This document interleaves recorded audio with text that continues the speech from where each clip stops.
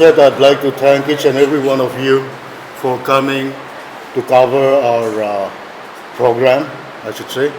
And well, I don't know, you are aware of why we are gathered here this morning.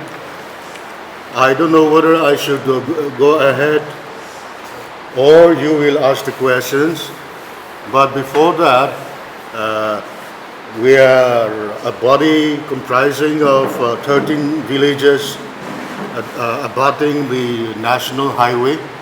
And in the past, or in the last recent past, thank you for giving a good coverage to our statements, because what we feel is that the issues that we're raising now has to do with each and every Naga citizen. It's a concern of not only these 13 villages, but we believe it's the concern of all the people of Nagaland.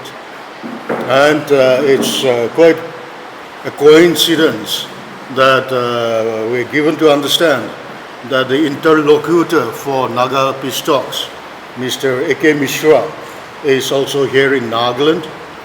He'll be here today and tomorrow, I believe. We've sought an appointment with him to submit a memorandum to him. But so far, we haven't got any response from his office. So in the meantime, we will rely on you all to give good coverage to our memorandum, and for which I would like to request the Secretary of our forum, Mr. Vika H. Chishi, to read out the memorandum that we've prepared.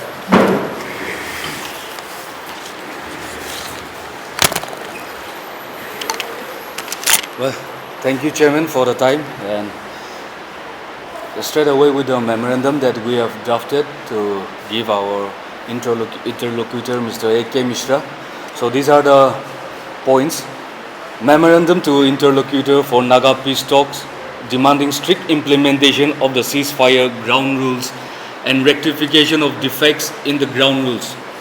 Sir, it is quite providential that you should land up in Nagaland when we, the National Highway Village Councils Forum, a body consisting of 13 villages, formed in the aftermath of the carnage created by the NSN Kango group on May 23, 2025 at Unity Village, when some 30 odd armed cadres of the faction came to the village and entered into a private compound and attempted to assassinate one of their rival functionaries. These cadres fired indiscriminately, thereby causing panic and fear psychosis in the minds of the villagers. Several cadres were identified from CCTV recording, and their names have been mentioned in the FIR. We are happy to note that on receipt of the complaint filed by the Unity Village Council with the police, the ceasefire monitoring supervisory board reacted promptly and arranged the local police along with Assam Rifles to raid the residence of the mastermind of the heinous escape, one Hekato Kinimi. However, he was not present in the residence since he, along with the other identified perpetrators, had taken refuge in the designated ceasefire monitoring office, where the police and the security forces could not enter because of restrictions contained in the ceasefire ground rules. We would like to mention here that this is not the first time identified criminals have taken refuge in the designated ceasefire monitoring offices of the various factions. And therefore, we would like to lay the following points to you to take up urgently so that the Naga public do not suffer any longer from the hands of some criminals posing as Naga political activists. Point number 1, that a crime be considered as a crime and the culprits punished according to the provisions of the law of the land, irrespective of whether the perpetrators are affiliated to any political outfit or not. And that the perpetrators of the dastardly act at Unity Village on May 23, 2025 be apprehended and brought to book without any further delay. Point number 2, provisions of the ceasefire ground rules be strictly implemented in letter and spirit so that cadres do not roam around in uniform and with arms, or indulge in extortion, illegal taxation, kidnapping, or abduction for ransom. Point number 3. We iterate that ceasefire monitoring offices of the faction should be done away with because these places have been converted into safe havens for criminals, and all cadres of the factions be concentrated in their designated camps. Point number 4. And as and when identified criminals are found to be taking refuge in any places, including designated offices or camps, the security forces should be empowered to enter and apprehend lawbreakers, for which the ceasefire ground rules need to be amended. Number 5. Since the Naga peace talks have been concluded on October 31, 2019, as had been stated by your predecessor, Mr. R.N. Ravi, on the floor of the Nagaland Legislative Assembly, we demand that a logical conclusion be brought about without any delay, so that the people of Nagaland can live normal lives like any of their fellow citizens in the rest of the country. Thank you.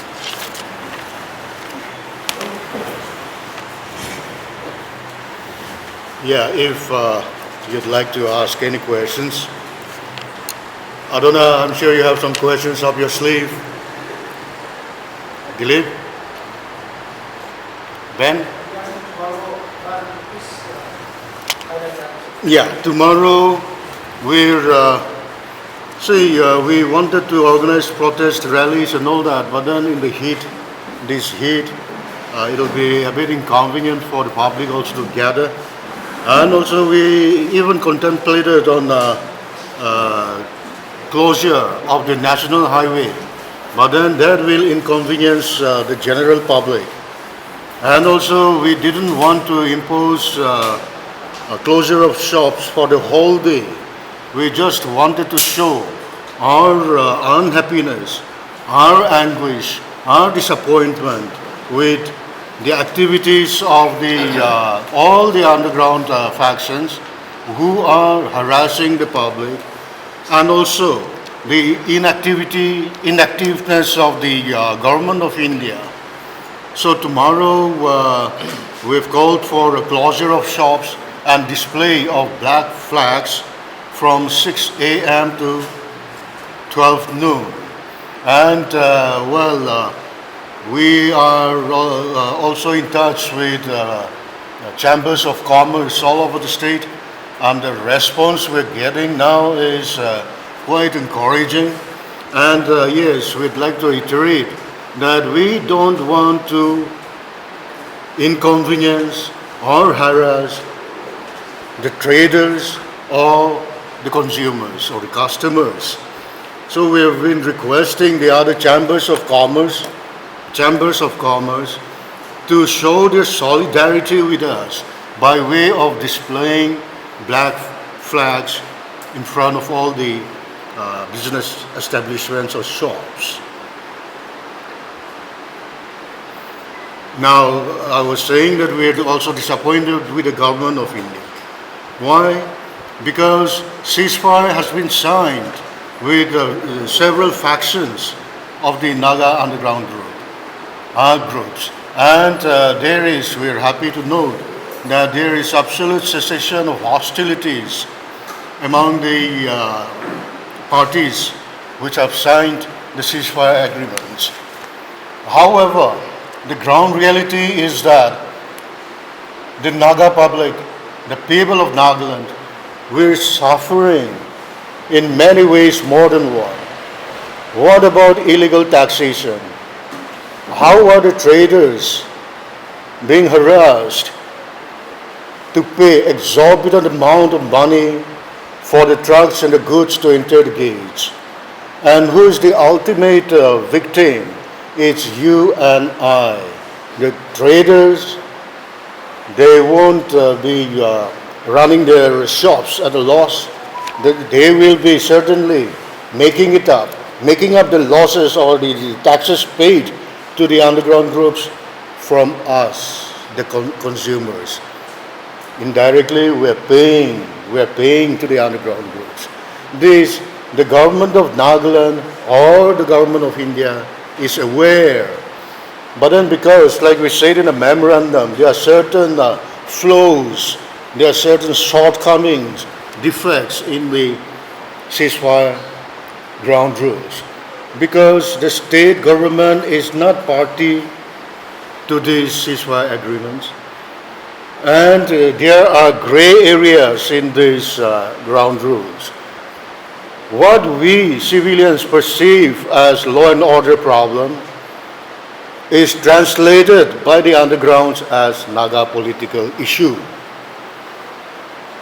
Law and order problem is a state subject, and the state government is absolutely capable of handling the law and order situations. But then when these are translated wrongly as Naga political issue, the state government is helpless. The state police is helpless. We have very efficient police officers, very dedicated soldiers, jawans and officers, but their hands are tied. Their hands are tied. They can't enter into the ceasefire monitoring offices, even though they know that criminals are taking refuge there. How can this be? How can we allow this to continue? These are the defects that we are demanding that the government of India rectify at the earliest. The template that was signed of the ceasefire agreement that was signed with NHVCF and NHVCF decades back, they are still used as agreements with the other factions. And how many factions are there in Nagaland? I've lost count. I've lost count. And how is it that the government of India is allowing all these factions to mushroom up?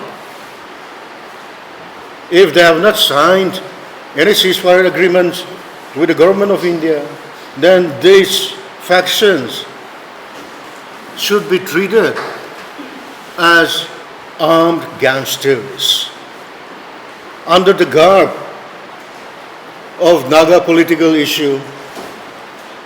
We, the public, are being harassed by almost all the factions. What is the logic of all this? We fail to understand.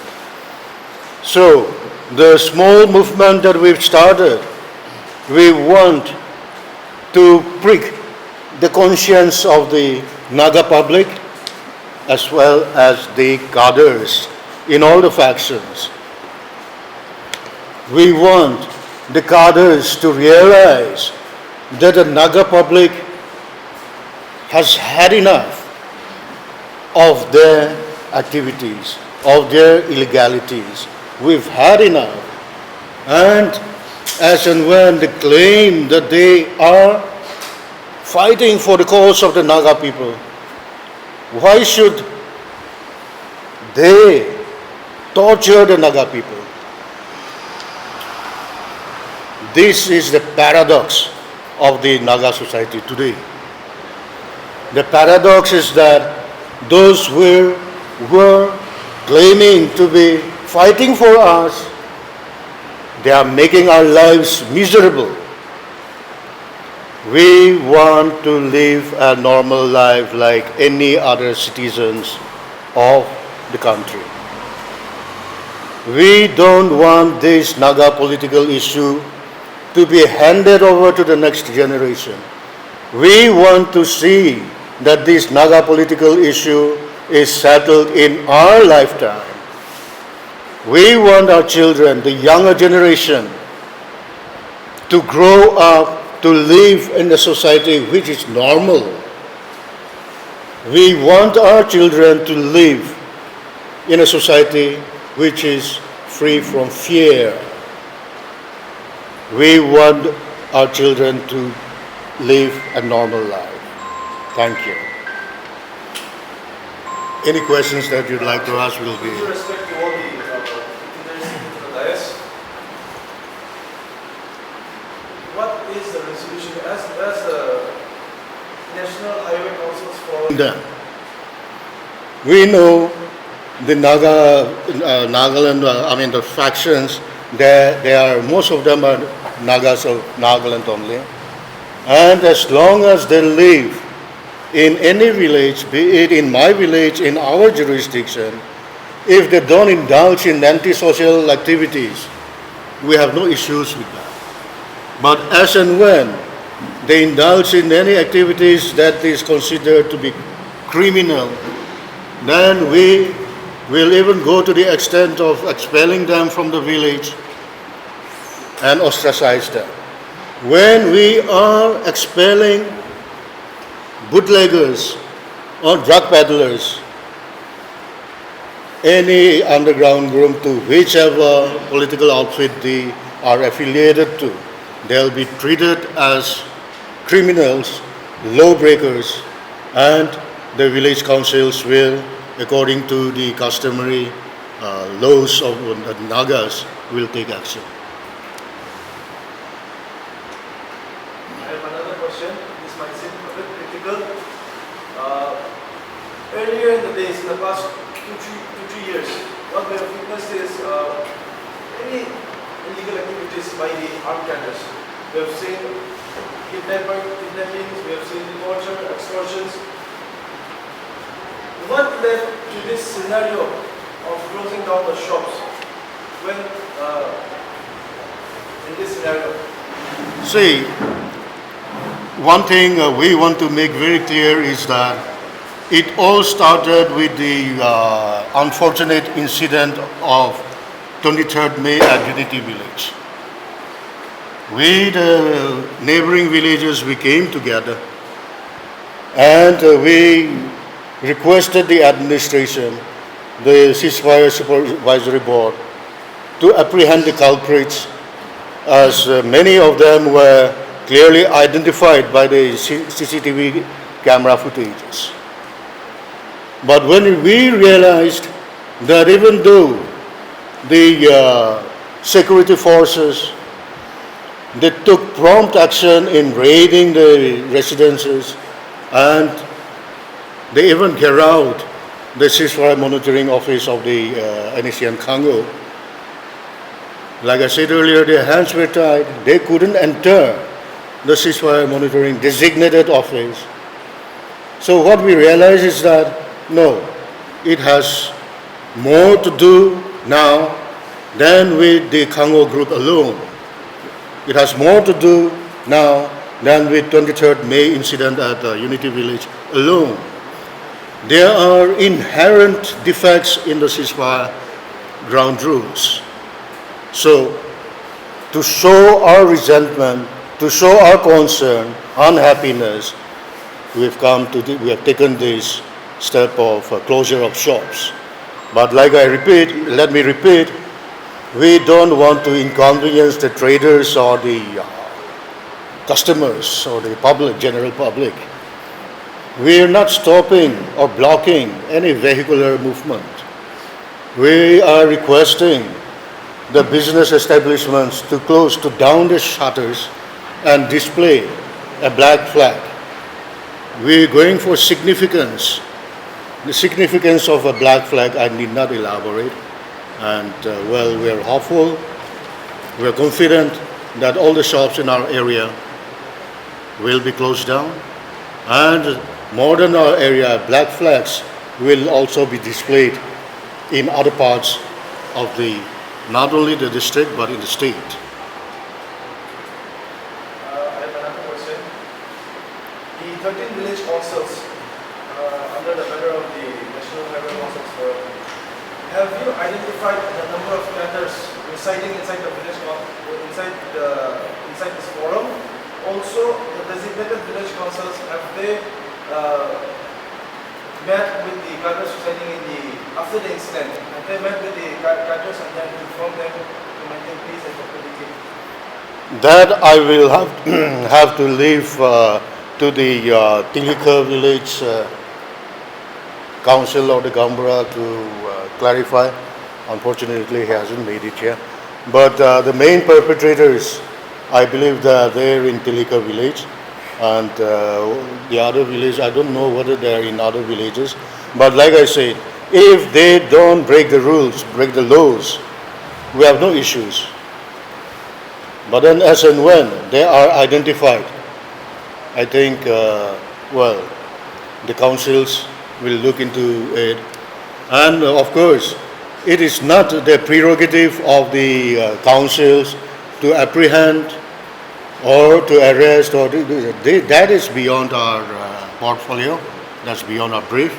But we leave it to the wisdom of the state government and the law enforcing agencies to do what is needful to ensure that Nagaland has some, the rule of law prevails in Nagaland too.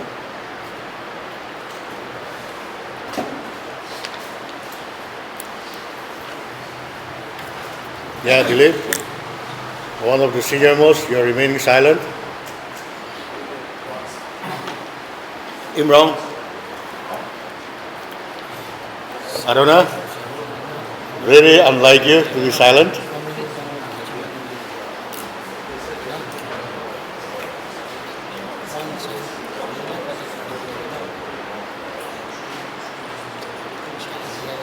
Yeah, let's hear it from the lady. In case the memorandum is not submitted with, if the council does not get the Appointment. with the Mishra, whom will the forum submit the memorandum to?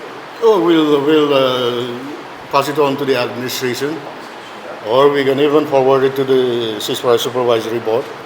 And anyway, more than that, we will give you copies of it. Will depend on you all to publicize the thing, whether it reaches them, whether we hand them over personally or not. If it's covered in the media, that serves a purpose.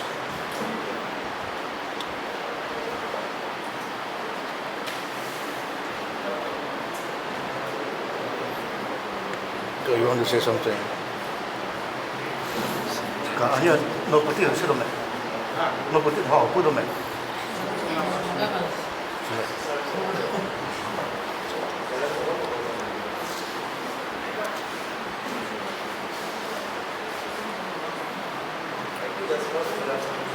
Thank you very much.